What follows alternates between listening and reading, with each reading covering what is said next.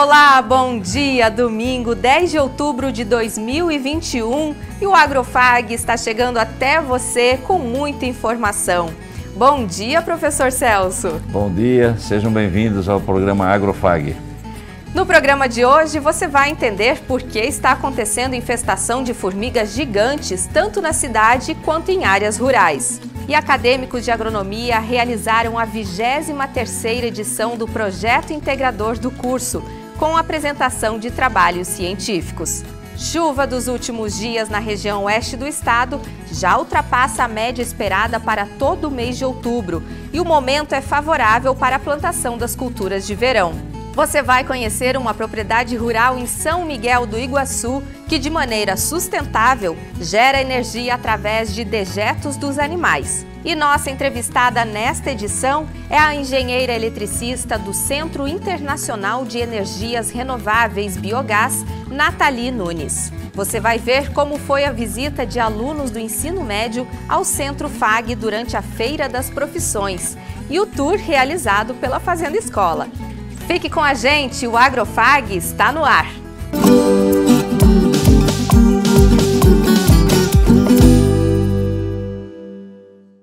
Começamos o programa de hoje falando de um assunto que chamou a atenção da população cascavelense nos últimos dias. Formigas gigantes assustaram muitas pessoas com as revoadas. São as chamadas formigas cortadeiras ou mastigadoras, que popularmente são conhecidas como saúvas. Eu fui até uma propriedade rural aqui em Cascavel com um engenheiro agrônomo do Instituto de Desenvolvimento Rural do Paraná para entender por que elas aparecem nesta época do ano e qual o prejuízo que podem causar. Insetos aparentemente inofensivos e que carregam nas costas cerca de 20 vezes o próprio peso corporal. Elas são tão organizadas que fazem o caminho, seguem os carreiros e vão e voltam percorrendo cerca de 1 quilômetro por dia.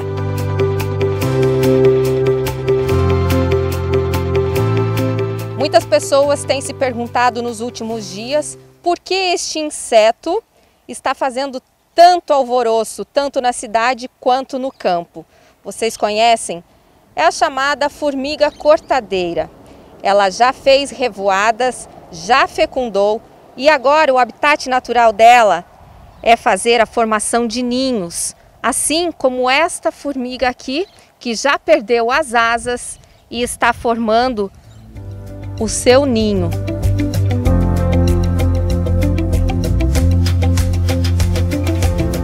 Como o próprio nome diz, estes insetos têm um par de mandíbulas que cortam a vegetação fresca, como folhas, flores e gramíneas, e depois carregam tudo para dentro dos ninhos, que irá nutrir os fungos, que posteriormente servirão de alimento para elas.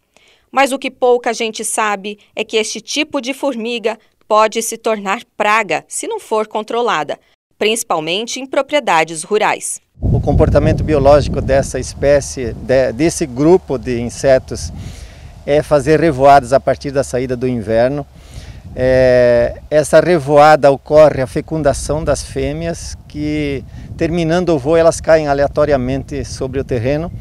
A fêmea já fecundada ela inicia o novo ninho, então cada fêmea inicia um novo ninho. Daí a importância de se definir uma boa estratégia de controle, onde que esse controle deve começar sempre de preferência antes dessa revoada, por se tornar mais eficiente. O controle desse tipo de formiga deve ser feito antes mesmo do período em que ocorre a revoada, de preferência assim que o agricultor identificar a existência do inseto em sua propriedade.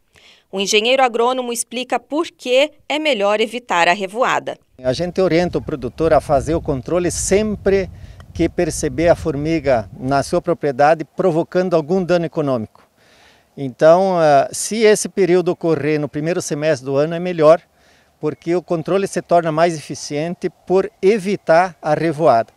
Após a revoada também pode ser feito, mas aí precisa estar consciente que a eficiência do controle é menor, dado já ter ocorrido a fecundação das fêmeas e elas já distribuídas num ambiente muito maior e que elas não vão ter acesso à isca e portanto não vai ter controle nenhum. Inclusive tem orientação aos produtores, inclusive de legislação estadual, que obriga o proprietário a fazer o controle da formiga, porque ele é eficiente à medida em que todas as propriedades envolvidas numa determinada área geográfica possam fazer esse controle ao mesmo tempo, porque se uma ou outra propriedade fizer de forma isolada, ele se torna muito pouco eficiente, até porque a formiga ela não respeita fronteiras, ela sai de uma propriedade, ela se espalha numa região inteira. E você deve estar se perguntando neste momento, afinal, por que estas formigas têm asas e para que serve a revoada? O profissional explica. Citado na literatura como um voo nupcial. Na verdade, cada revoada de um ninho adulto sai um número muito grande de fêmeas e um número muito maior de machos, e nessa revoada ocorre a fecundação. A fêmea fecundada cai aleatoriamente num determinado ponto, ali ela começa a escavar para fazer um novo ninho, e o macho na sequência ele morre, terminou a função dele dentro da vida biológica do inseto. É nesta época do ano, com a saída do inverno e início da primavera, que acontece a reprodução das formigas cortadeiras, quando as novas rainhas saem dos ninhos para serem fecundadas pelos machos. Sempre na saída do inverno, todo ano vai acontecer a partir de ninhos adultos. Um ninho adulto da saúva, ele atinge a maturidade com mais ou menos 3 anos, ou 38 meses, 36, 38 meses, e pode chegar até a 8 milhões de indivíduos num ninho adulto. Então é a partir desses ninhos que ocorre a revoada e a iniciação de novos ninhos espalhados numa região toda. A prescrição para o controle químico com iscas granuladas só pode ser feita pelo engenheiro agrônomo, mas o profissional chama a atenção dos agricultores para a dosagem correta do produto, de acordo com o tamanho da área afetada pelas formigas. Para determinar a quantidade de isca a ser utilizada, ele precisa avaliar o formigueiro, medindo basicamente a maior extremidade no comprimento multiplicado pela largura maior. Ele vai ter uma área quadrada lá, X metros quadrados. Esse X metros quadrados ele vai multiplicar por 6 gramas ou até 10 gramas de isca, de acordo com a indicação do fabricante, e ele vai saber então quanta isca ele vai precisar utilizar. É importante destacar que muito insucesso no controle da praga acontece por subdosagem. A subdosagem ela acaba combatendo uma parte do formigueiro, coisa que 90 dias, um pouco mais, 3 ou 4 meses depois, ele já se restabelece e já está provocando dano novamente. Em relação à hora de colocar o produto químico, o agricultor pode colocar, pode aplicar ou tem que ser um profissional específico? Sim, o produtor pode aplicar desde que ele esteja devidamente orientado e tomar todos os cuidados necessários com a manipulação de um produto químico. Então a isca granulada ela não exige muito aparato em termos de proteção, mas minimamente a luva precisa ser utilizada porque ele vai utilizar num ambiente aberto, então minimamente a luva para não entrar em contato com a isca, por 2 motivos. Primeiro, para não se intoxicar, e segundo, que se ele entrar em contato direto com a isca, essa isca pode ser rejeitada pela formiga, dado ao odor diferente que fica na superfície da isca. A isca ela tem um atrativo colocado de forma proposital para a formiga ser atraída e poder carregar assim, até com uma certa preferência em relação a outras folhas. O Moacir é agricultor da linha São Brás, área rural de Cascavel, e conta que sua propriedade está infestada de ninhos. Ele descobriu que não estava aplicando a dosagem correta, mas que agora, com assistência técnica, espera acabar com a praga em sua área de pastagens e de árvores frutíferas. Todo ano tem, elas estão vindo aumentando cada vez mais. A gente coloca isca, mas eu estou acreditando que é pouco que eu coloco, e daí eles passaram para mim colocar mais. Uma assistência técnica é sempre bem-vinda. Sempre bem-vinda, orientando a gente aí. Eles me orientaram que eu colocava no carreirinho delas, eu colocava no carreiro. Eu colocava dentro do buraco onde elas entram. Eles aconselharam colocar uns 15 centímetros longe, tanto da onde elas entram no buraco, quanto do carreirinho onde elas andam. Dica valiosa. Dica muito valiosa aí para nós. E atenção, agricultor! O controle desta praga é essencial para evitar a proliferação dos insetos e evitar danos econômicos nas lavouras. O principal objetivo da orientação de se fazer o controle é justamente para evitar uma multiplicação exagerada.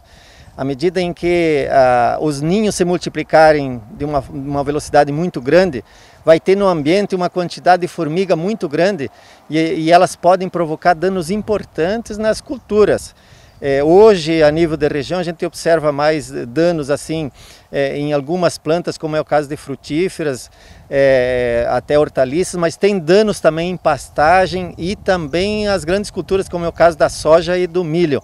Então, à medida em que não se fizer o controle e essa população vai crescendo, cresce proporcionalmente o potencial de dano econômico na lavoura. Daí o motivo de se fazer o controle e evitar que haja uma proliferação exagerada no ambiente.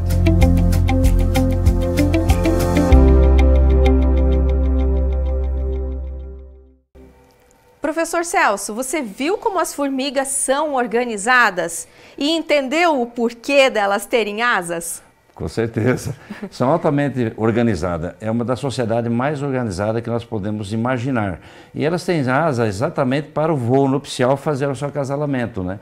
E nós temos algumas particularidades. Nós sabemos que um formigueiro ele está pronto realmente com 3 anos. A partir daí começa o acasalamento, os voos, né? E isso é importante, por isso que nós temos que controlar antes de ter esse formigueiro, ou seja, fazer aquele controle mais precoce, mais cedo, né? E uma curiosidade, Mara, se você não sabe, mas as de sexo feminino são chamadas de tanajura ou issas, e os do sexo masculino, bitus. Então são uma maneira de caracterizar essa saúva. E quando eles vão fazer seu formigueiro, que é a feminina que vai formar, aí vai formar a rainha, elas têm um prazo ali para fazer isso daí, quer dizer, ela vai entrar no solo, vai começar a fazer seu formigueiro, ela vai regurgitar aquele fungo que serve de alimento e ao mesmo tempo ela vai começar a botar ovos. E aí vai começar a surgir aquelas formigas que são as soldadas, as que cortam, as que carregam, ou seja, as construtoras, né, desse ninho. Então é uma sociedade altamente organizada, com certeza. Agora vocês vão conferir como foi a 23ª edição do Projeto Integrador do curso de Agronomia, que aconteceu no último fim de semana na área da Fazenda Escola. Nem o mau tempo atrapalhou os acadêmicos que estavam animados.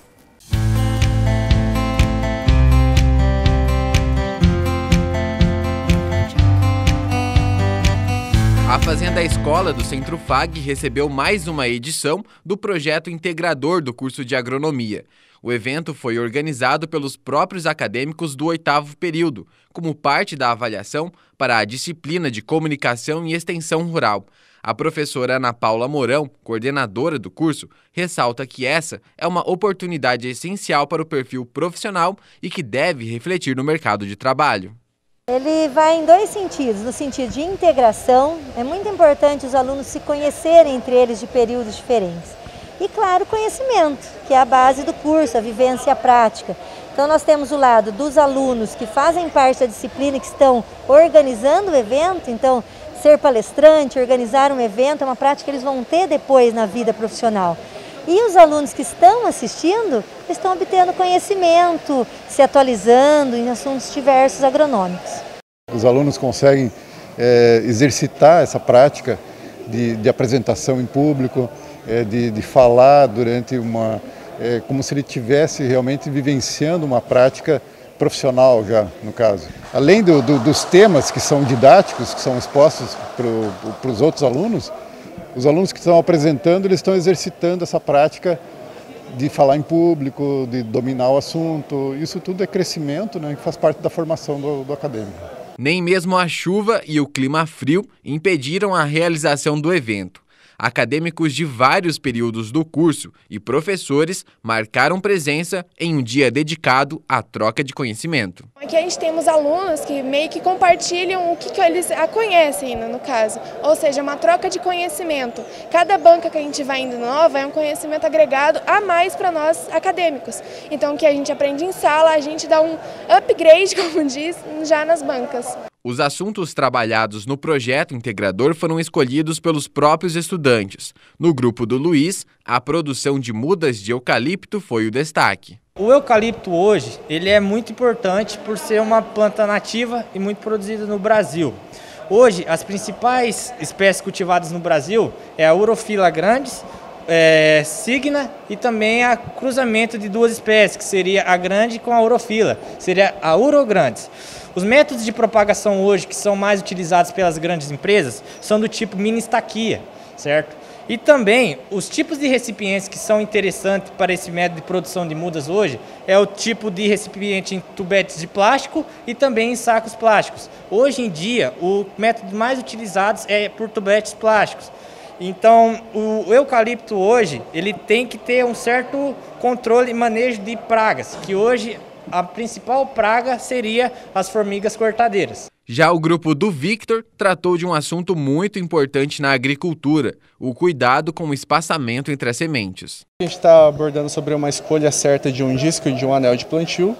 Então a gente está utilizando uma demonstração de um disco adequado e um disco inadequado, e colocando em velocidades diferentes para demonstrar a oscilação que essa semente pode ter utilizando o sistema inadequado. Ele vai estar, às vezes, deixando um espaçamento maior, irregular, onde deveria ter uma semente produzindo, e isso vai diretamente proporcionar prejuízos financeiros. Todos os trabalhos foram avaliados por professores do curso.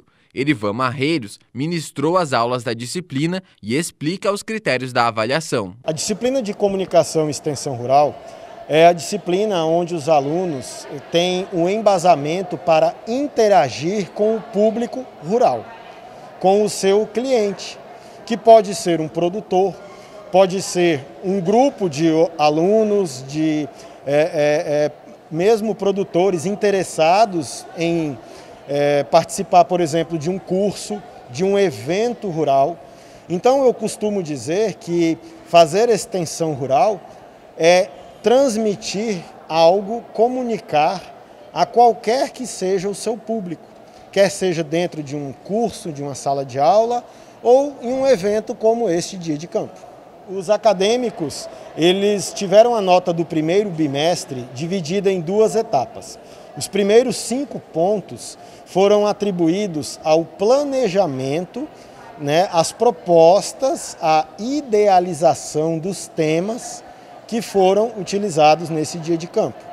Os outros 5 pontos foram atribuídos pela execução do evento. É um evento bem legal. Todo ano, até então, eu era quem estava desse lado aqui, você estando à frente do pessoal um pouco diferente, né? A gente tem que dar uma atenção melhor, tem que passar um pouco do conhecimento que a gente já teve na faculdade. É uma experiência muito boa, saindo agora para atuar no campo de atuação que a gente trabalha, né? A questão de poder falar em público é uma coisa que é bem importante para o nosso ramo. Eu acho muito legal poder participar, poder colaborar com a coordenação do curso. Eu acho show de bola, muito bom.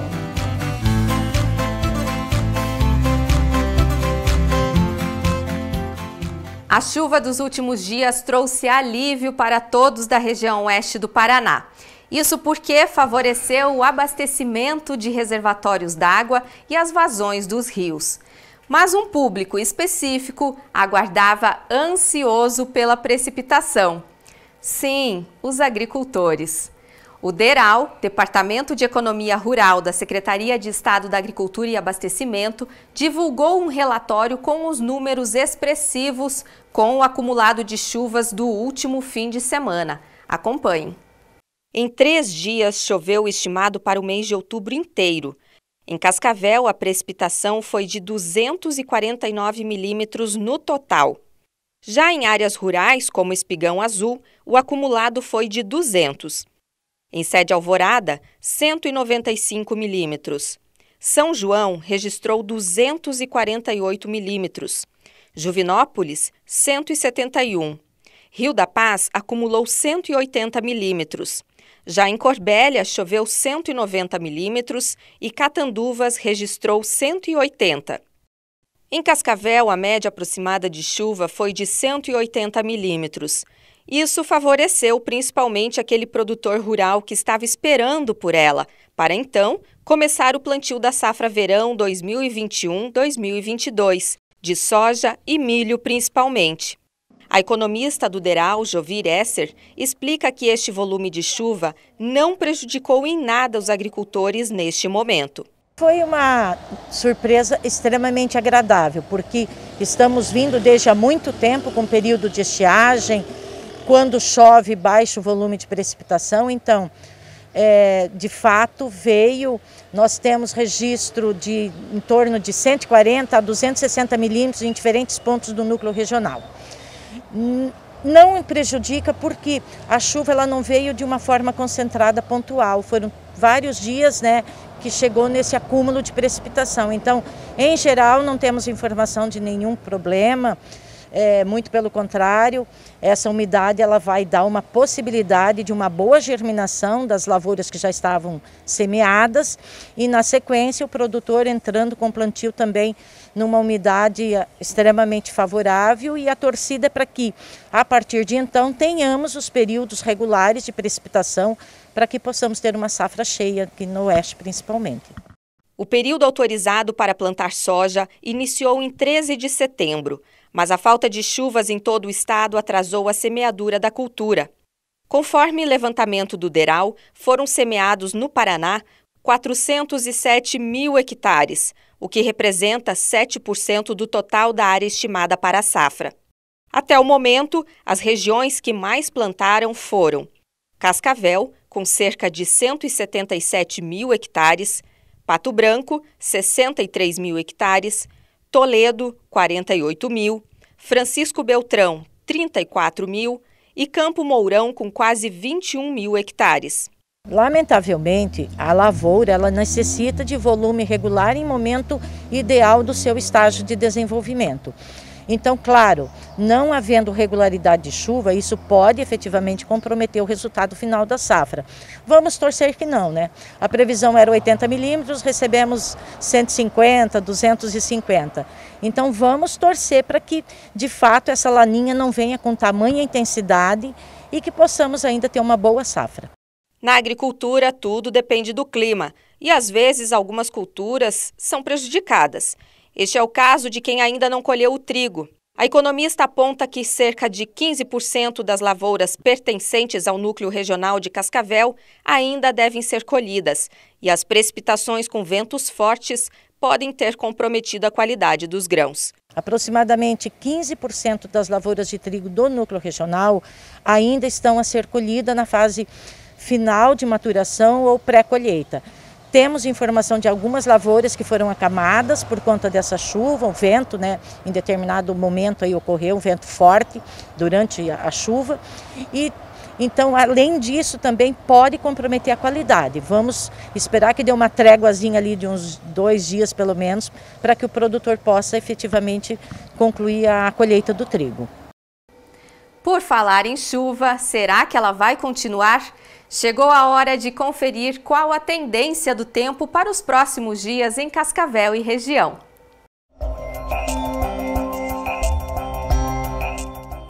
O mês de outubro começou bastante chuvoso, instabilidade típica da primavera. As pancadas de chuva continuam nesta semana em quase todo o Paraná.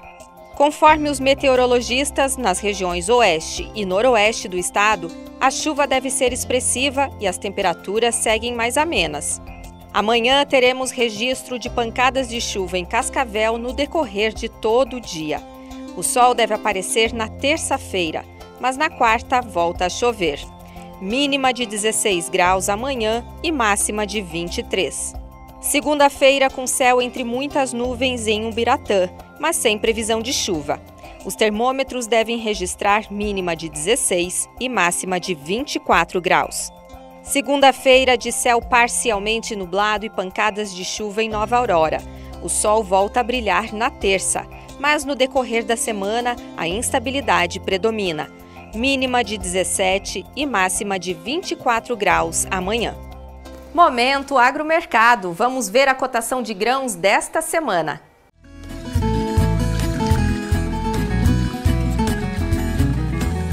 Em Cascavel, a soja fechou a saca em R$ 159,00.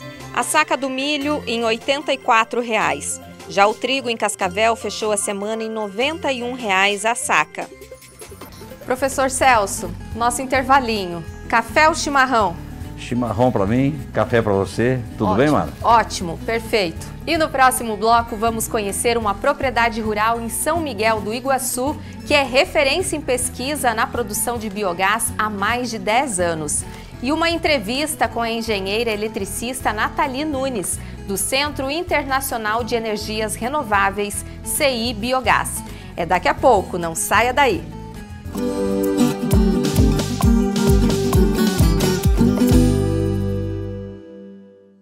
Dias melhores pra sempre.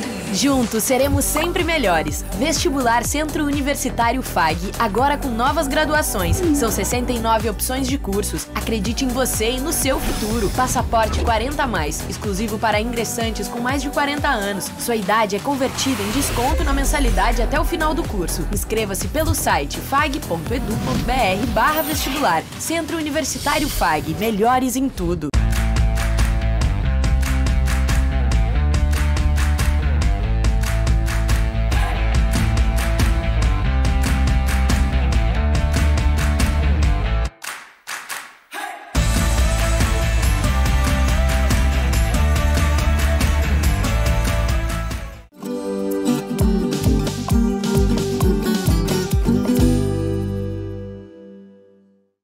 Um projeto pioneiro no Brasil, desenvolvido aqui na região oeste do Paraná, promete revolucionar a forma de produção e distribuição de energia elétrica na área rural.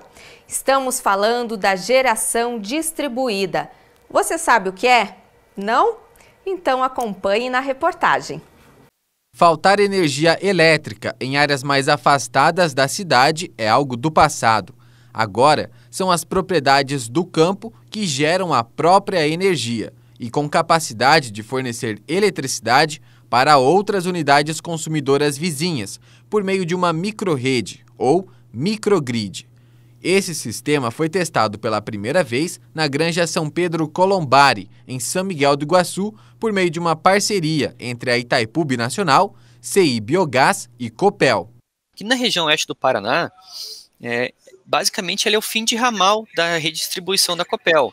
E são os principais pontos com problemas de energia. Então, quedas de energia são mais comuns nos finais de ramais e onde é mais próximo do reservatório. Então, a gente pensou qual poderia ser uma solução para esse caso, né, para esse problema que ocorre de falta de energia. E as microrredes nada mais são que sistemas elétricos em miniatura, onde a gente consegue seccionar a parte da rede e manter elas com energia numa falta de energia da concessionária que possa acontecer. Então, basicamente é isso. É prover segurança energética para o cara do campo. As pesquisas para a implantação do projeto iniciaram há 3 anos. Nesse meio tempo, vários testes foram realizados para atestar a segurança e o funcionamento de uma microrrede na área rural, que nada mais é do que uma mini usina para geração de energia elétrica capaz de atender não só uma propriedade, mas uma comunidade. Foi utilizado um conceito de microrredes que é bastante amplo. Você pode ter uma microrrede que atenda parte da instalação do consumidor, que atenda integralmente a instalação do consumidor, mas nenhuma delas, essas já tem aplicação aqui no Brasil, mas nenhuma delas se propõe a atender a instalação do consumidor e também parte da instalação da empresa que distribui energia, que é a concessionária local que tem o monopólio da rede de distribuição. E quando você atende parte da rede de distribuição, você pode alimentar também os consumidores vizinhos seus. Então, é nesse sentido que nós entendemos que nós damos um passo a mais. É utilizar não só o benefício da geração distribuída, que pode ser renovável, que aumenta a eficiência energética, mas também para resiliência, né? Ou seja, para melhoria da qualidade do fornecimento de energia para uma determinada região. Então, vejam, o estado do Paraná é um estado que é diferenciado aí pela questão do agronegócio, da agroindústria. Hoje, muitos segmentos de consumidores rurais, eles requerem qualidade de energia superior até mesmo a consumidores urbanos, E com isso, e com a vocação que os consumidores rurais podem ter de gerar a sua própria energia, nós podemos ter condomínios que sejam ilhas de grande confiabilidade de energia. Ao mesmo tempo, você reduz a sua conta, ajuda o sistema e ajuda a produção de quem está próximo. Recebe o nome de geração distribuída quando a produção da energia é realizada de forma descentralizada, distante das grandes geradoras e próximo aos consumidores, que é o que acontece na propriedade em São Miguel do Iguaçu. É aquela que a gente conecta diretamente no sistema de distribuição da concessionária, que no nosso caso é a Copel. Por exemplo, há 15 anos atrás, se você quisesse colocar um biogás ou uma PCH, você era obrigatoriamente necessário fazer uma linha de transmissão até uma subestação. E hoje em dia já é diferente. Você consegue colocar o sistema solar diretamente no seu telhado e conectando no sistema de distribuição. Então, a geração distribuída, a gente pode entender dessa forma, é a que você coloca próximo de você. É uma geração não centralizada, que está de forma distribuída, espalhada por todo o território. No caso da Granja São Pedro Colombari, a fonte utilizada para a geração de energia elétrica é o biogás. O rebanho da propriedade tem aproximadamente 5.000 suínos e 350 bovinos para a pecuária de corte. Os dejetos desses animais são encaminhados para um tanque, onde são tratados por até 30 dias para deixarem de serem poluentes. O resultado desse processo são 2 produtos, o biogás e o biofertilizante, utilizado na irrigação do pasto. O biogás é uma fonte energética que já traz consigo o conceito de sustentabilidade, né? Então, se nós imaginarmos que em um passado não muito longo, os dejetos de animais, né, não tinham uma destinação correta ou eram deixados em esterqueiras, o que trazia muitos problemas para os produtores, né, possibilidade de doenças, um mau cheiro, né, ou quando eram mal descartados, isso poderia atingir os rios, lagos, e que acaba fazendo um processo de pantanização, né, você acaba produzindo metano onde não deveria produzir, que é no lago, né? Então o biogás traz essa opção, né, de você dar uma destinação correta a esse material orgânico que era, né, colocado de maneira indevida no ambiente, né? A eletricidade gerada nesta propriedade é capaz de atender toda a demanda da Granja Colombari. O excedente da carga é transferido para o sistema da Copel e convertido em créditos. A iniciativa da microrrede também deve beneficiar pequenos produtores que não são capazes de produzir a própria energia elétrica e ficam desassistidos no caso de falhas na rede de distribuição da companhia de energia. Lá atrás, em 2008, a gente não podia colocar sistemas solares nos nossos telhados. E a Itaipu fez um projeto piloto que puxou uma série de coisas. Então, lá em 2008, a gente fez um projeto de geração distribuída, o primeiro no país. A Copel pôde comprar energia de forma distribuída. Houve uma chamada pública por parte da ANEEL para entender o que era isso, e agora nós temos uma regulação nacional que todo mundo pode colocar. Agora, em 2011, nós temos um projeto piloto, a Copel foi autorizada a fazer uma chamada pública para comprar energia por microrredes, a ANEEL abriu uma tomada de subsídios para entender o que é isso, e agora falta a regulamentação. Então, nós fizemos uma contribuição para a ANEEL e a expectativa é que nos próximos anos, com a regulamentação disso, isso acaba se espalhando da mesma forma que aconteceu a geração distribuída no país, que hoje em dia é algo comum e todo mundo pode ter uma. E sobre este assunto, nós recebemos em estúdio, de forma virtual, a engenheira eletricista Nathalie Nunes, do Centro Internacional de Energias Renováveis, CI Biogás, que está neste momento na cidade de Foz do Iguaçu e vai nos explicar um pouco melhor sobre esse sistema microgrid. É assim mesmo que fala, que pronuncia. Nathalie, bom dia, que bom te receber aqui, mesmo que de forma virtual. Seja bem-vinda ao Agrofag. Bom dia. Primeiramente, eu gostaria de agradecer o convite. Sempre muito bom falar sobre biogás, sobre tecnologias inovadoras. E é isso mesmo, Mara, microgrid, ou podem ser chamadas também de microrredes, né? Nós temos esse termo que é internacional, nós estamos falando de uma tecnologia nova, de um sistema novo que contempla, né, E é muito bom passar para o público como que esse sistema funciona, por que ele é importante, né? E esclarecer a importância, né, de nós termos, então, novas formas de suprimento energético. Então, primeiramente, o que é uma microgrid? Microgrid é um sistema que contempla uma unidade geradora que vai atender diversas unidades consumidoras. Então, vamos colocar um exemplo aqui. Eu tenho a minha residência, eu tenho o meu consumo de energia elétrica, e eu tenho um grupo motogerador ali que está gerando energia elétrica. Através desse arranjo de micro-redes, eu posso suprir a energia tanto da minha casa quanto dos meus vizinhos. Isso que contempla e essa inovação maior. Que bacana! Isso significa que eu poderia, de uma maneira assim mais prática, para o pessoal de casa entender também, seria como eu dizer que é uma microgeradora de energia, uma microindústria de energia, mas de energia renovável, de uma energia sustentável. Poderia falar isso, então? Poderia sim, Mara.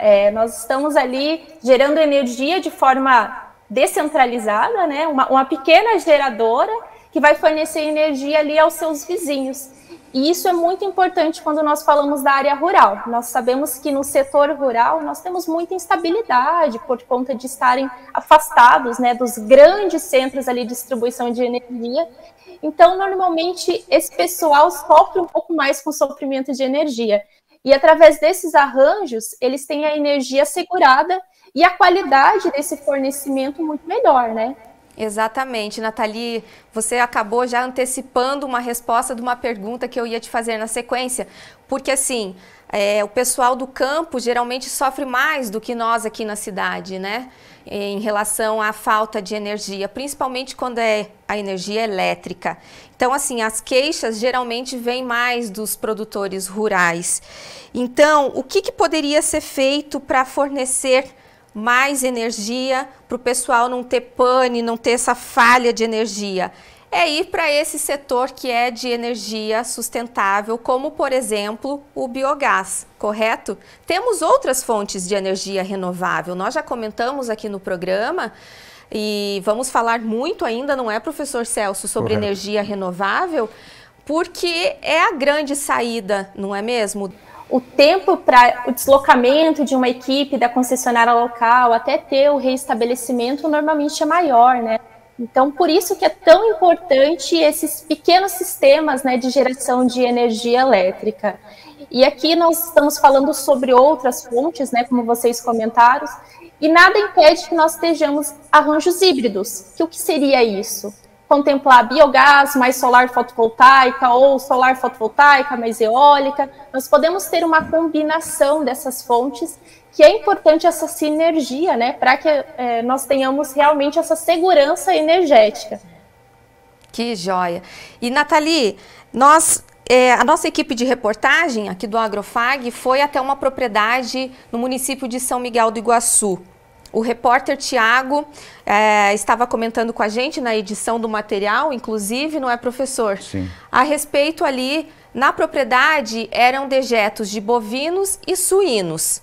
E aí que se produz o biogás em cima desses dejetos. Teria como, não só em cima desses dejetos, mas em outros dejetos também? Você sabe me dizer isso? Sim, nós conseguimos produzir biogás por meio de resíduos orgânicos.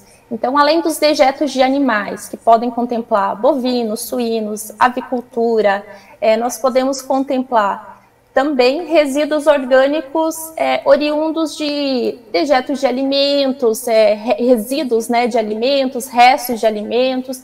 Então, quando nós falamos de resíduos orgânicos, a única restrição que nós temos ainda é quanto à questão de grama, que tem lignocelulose, esse tipo de material. Nós temos pré-tratamento para conseguir também produzir o biogás, só que é um pré-tratamento ainda caro. Então, por isso que nós temos essa restrição. Mas quanto a outros resíduos, quando nós falamos de resíduos orgânicos, nós podemos sim produzir biogás através de qualquer um desses resíduos, né? Nós comentávamos aqui há pouco, né, professor? E eu acho que é uma pergunta que o senhor quer fazer, inclusive em relação a custo, né? Como que funciona esse custo, esse retorno econômico para o agricultor, e intercalando na pergunta também, e os aterros sanitários? Também está promovendo, está contemplado nesse biogás de vocês? Está contemplado sim, professor. Os aterros, eles produzem também o biogás, e é muito importante a promoção da valorização energética, né, através então da produção desse biogás. Nós gostamos muito de falar que o biogás ele precisa ser valorizado energeticamente. O que é isso? O biogás ele consegue produzir energia elétrica, energia térmica, ou ainda chegar num processo de refino e ser utilizado como combustível veicular. Quando nós chegamos nesse ponto de refino para combustível veicular, ele é análogo a um gás natural. Então, as características do biogás, que nesse caso, após o refino vai ser nomeado biometano, ele pode ser utilizado em qualquer aplicação que o gás natural seria utilizado. Em termos de custo, como nós estamos falando de projetos que lidam com micro-organismos, né, já que quando a gente fala de biogás, a gente está lidando com micro-organismo, os projetos eles precisam ser analisados caso a caso, porque aí nós estamos falando de arranjos muito específicos, né? No caso da granja que vocês visitaram em São Miguel do Iguaçu, ali nós estamos falando de dejetos de bovinos e suínos, mas se nós formos analisar outra granja, nós precisamos pensar o arranjo. Aqui nós estamos falando de um sistema que tem um biodigestor. Se eu for utilizar para geração de energia elétrica, eu vou precisar de um grupo motogerador, um sistema de tratamento. Então, nós gostamos de avaliar caso a caso quando nós falamos desse tipo de projeto. Mas os projetos têm viabilidade econômica, técnica, e nós estamos vendo a difusão desses projetos a nível nacional. E aí, Nathalie, já vem outra pergunta aqui na minha cabeça nesse momento. Então, o produtor que tem interesse, ele pode procurar o CI Biogás. E esse centro internacional de energias renováveis, ele fica dentro do Parque Tecnológico da Itaipu Binacional, correto? Então, o produtor que tem interesse, o agricultor que tem interesse, ele procura diretamente aí?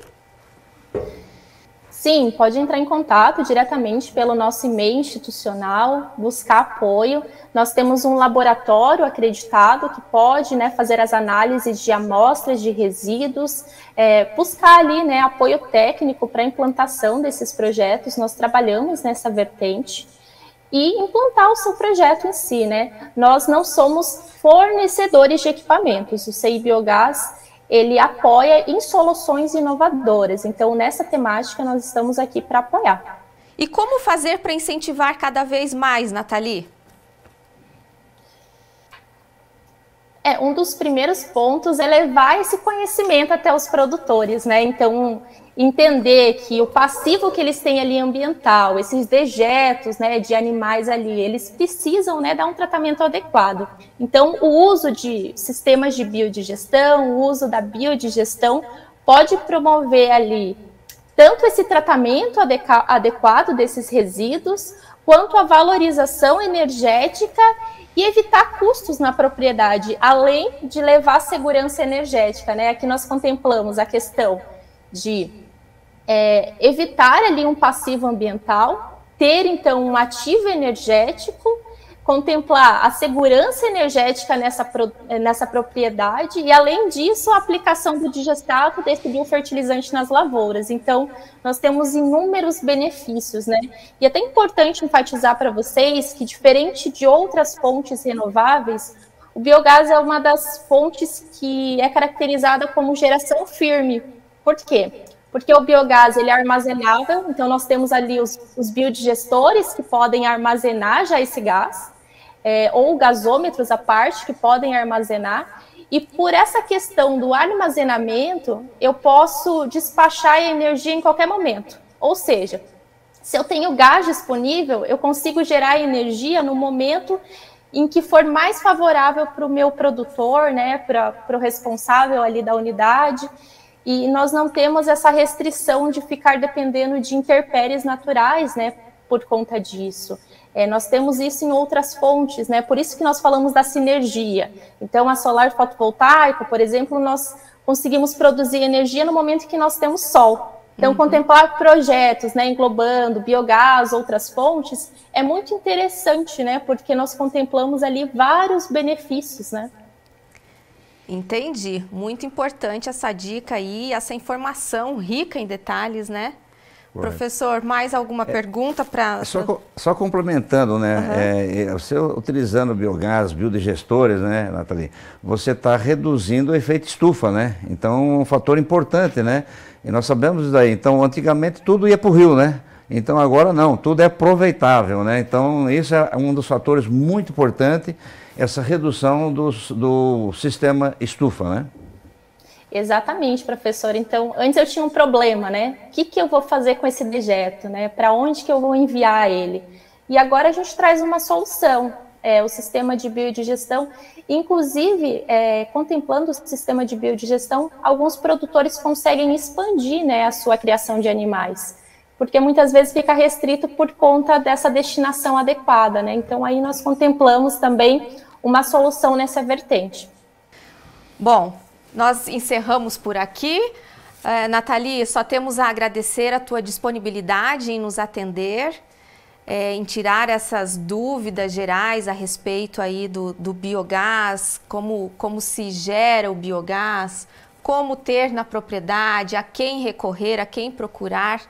É muito importante assim essas considerações a respeito aí de sustentabilidade, agricultura baixo carbono, as fontes renováveis. Então, nós agradecemos imensamente. Fica o convite para que na próxima conheça nosso estúdio pessoalmente, venha até a nossa casa aqui em Cascavel, no Centro FAG. Será uma honra recebê-la pessoalmente. E aí, receber o nosso mimo, não é, professor, que nós sempre entregamos aos nossos entrevistados em estúdio, a nossa caneca do Agrofag. E não sei se você toma chimarrão, mas também uma cuia de chimarrão com a nossa logo do Agrofag. Tá bom, Nathalie? Muito obrigada. Nathalie Nunes, falando diretamente de Foz do Iguaçu, que é engenheira eletricista da CI Biogás, do CI, né? Centro Internacional, CI Biogás. Muito obrigada, Nathalie, e até a próxima. Muito obrigado. Eu vou ir buscar minha cuia e a xícara. Será muito bem-vinda. Muito obrigada. Será um prazer. Pela oportunidade. É um prazer. Tchau, tchau. Obrigada. Tchau, tchau. O Departamento de Economia Rural do Paraná divulgou o relatório final do Valor Bruto de Produção, VBP, agropecuária no estado. A região oeste se destacou e 8 municípios alcançaram valores superiores a R$1 bilhão. A produção agropecuária do Paraná de 2020 cresceu 21% em relação a 2019. A soma total do valor bruto de produção no campo paranaense foi de R$128 bilhões. Só na região oeste do estado, 8 municípios contribuíram com mais de R$1 bilhão para o resultado final do VBP. São eles: Toledo lidera a lista com mais de R$3 bilhões. Na sequência, Cascavel, Marechal Cândido Rondon, Santa Helena, Assis Chateaubriand, Palotina, São Miguel do Iguaçu e Nova Aurora. A pecuária é a atividade com maior valor de contribuição para o VBP paranaense, cerca de R$63 bilhões, o que representa 50% do resultado final divulgado no relatório. Logo na sequência, a agricultura, com o grupo dos grãos e grandes culturas, contribuiu com 40% no total do VBP, rendendo aos produtores do Paraná R$54 bilhões em 2020. Professor Celso, é muita representatividade da nossa região oeste do estado, não é mesmo? A região oeste, com essa quantidade de municípios, nessa produção bruta aí, é importantíssimo. Isso mostra o poder dessa região na agricultura. É qualidade de vida isso, gente. Hora de conferir os preços no agromercado.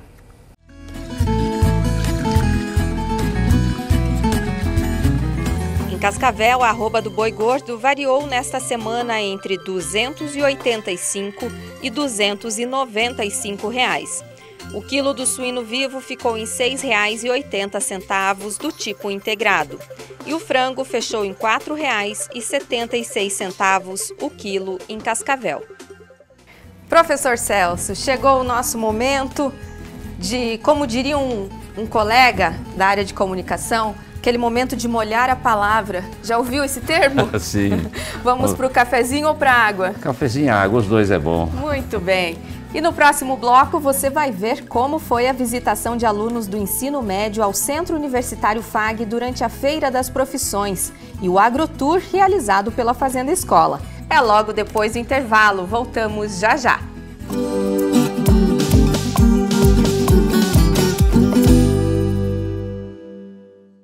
São Lucas Cascavel, muito mais do que um hospital, um centro completo de saúde. Hemodinâmica, UTI, centro cirúrgico e centro de imagens. Serviços de diagnóstico, laboratório, obstetrícia e clínica geral. Atendimento 24 horas em uma estrutura de excelência e padrão internacional. Pronto atendimento e plantão pediátrico exclusivo São Lucas H-Kids. Hospital São Lucas, nossa especialidade é sua saúde. Cascavel, 3219-6464. Dias melhores pra sempre. Juntos seremos sempre melhores. Vestibular Centro Universitário FAG, agora com novas graduações. São 69 opções de cursos. Acredite em você e no seu futuro. Passaporte 40+, exclusivo para ingressantes com mais de 40 anos. Sua idade é convertida em desconto na mensalidade até o final do curso. Inscreva-se pelo site fag.edu.br/vestibular. Centro Universitário FAG, melhores em tudo.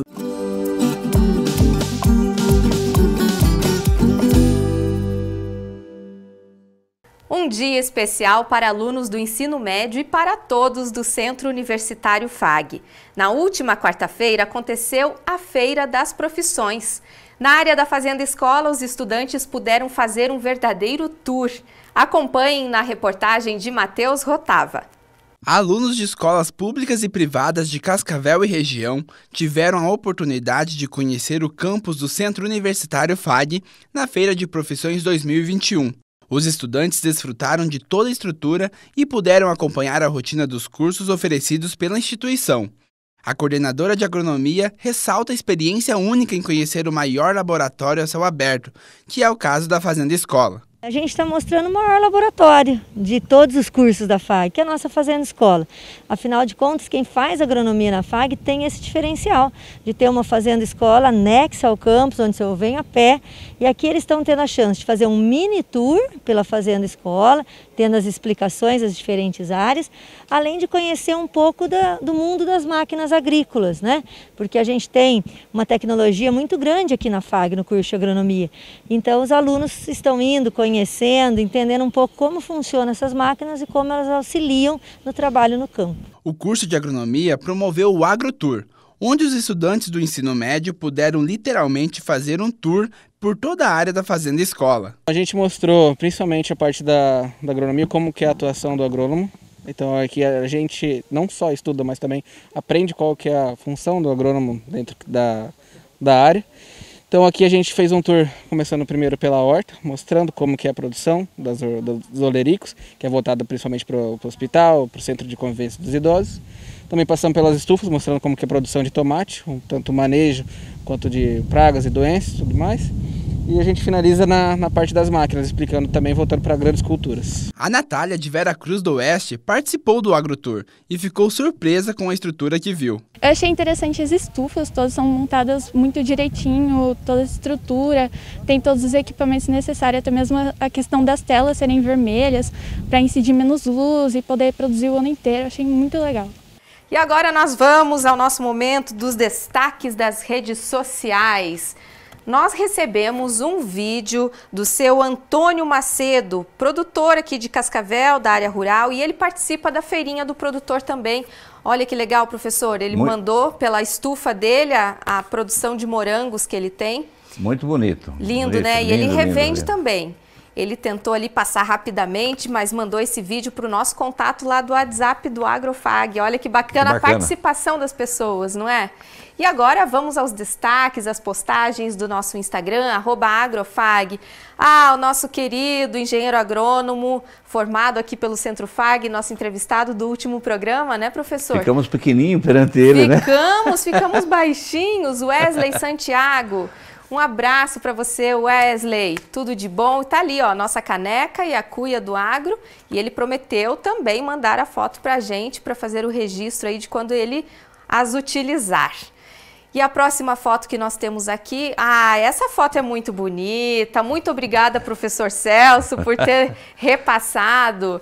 Ali está o senhor Azambuja, que é pesquisador da Embrapa, está ali na área da Fazenda Escola, onde tem aquelas parcelas de trigo, não é, professor? E uma coisa interessante, ele está mostrando aí um trigo mais cinza, né? Mais cinza, e um trigo creme. Esse trigo cinza aí, ele já está em fase final de VCO. Provavelmente haverá um lançamento. É muito bonito esse trigo aí, muito lindo. Posso apontar aqui, pessoal? Esse lado aqui é o mais escuro, que a gente pode notar, e ali o creme é o tradicional, né, professor? É o tradicional. Que coisa maravilhosa. Nós temos uma foto mais fechadinha também, para ver a coloração, a diferença, né, professor? Sim, sim. Mais escurinho e o tradicional. Então, será um lançamento da Embrapa, provavelmente possivelmente? O lançamento do nosso pesquisador Bassoi, né? Do Bassoi de Londrina? Londrina, da Embrapa de Londrina. Embrapa Londrina, Embrapa um abraço Londrina. a todos os profissionais, muito obrigada pela audiência. E a próxima foto nós temos... professor! Essa é sensacional, hein? Essa foto é a vencedora da foto mais criativa do evento. Muito criativa. Adorei, Thiago Lira. Isso, do Thiago Lira, do participante acadêmico de agronomia. E nós incitamos ali uma participação, nós pedimos para que participassem com a foto mais criativa, né, professor? E tá num pensador aí, olhando, olha o nosso Agrofag em cima aí. Quer melhor merchan? Quer melhor merchan do programa, professor? Muito bom. Thiago Lira, um abraço para você. Você é o ganhador, então nós prometemos que a foto mais criativa seria revelada no programa deste domingo. Então está aí, Thiago Lira, acadêmico de agronomia, está fazendo aí a propaganda muito melhor do que nós. Correto. Um abraço para você e pode passar na redação, retirar então, ou na coordenação de agronomia. Pode ser. Que ficar melhor, né, professor? A cuia, ele colocou o hashtag, olha aqui, professor, hashtag quero a cuia, mas ele ganhou também a caneca. Além da foto criativa, hashtag criativa. Hashtag criativa. Thiago, cuia e caneca, então, são suas, não teve para ninguém. Nós recebemos algumas participações, o pessoal marcou, como nós pedimos, Agrofag, Fag Agronomia, Dia de Campo, Projeto Integrador, tá tudo bonitinho, é o vencedor. Temos mais alguma foto para este programa? Não temos, professor.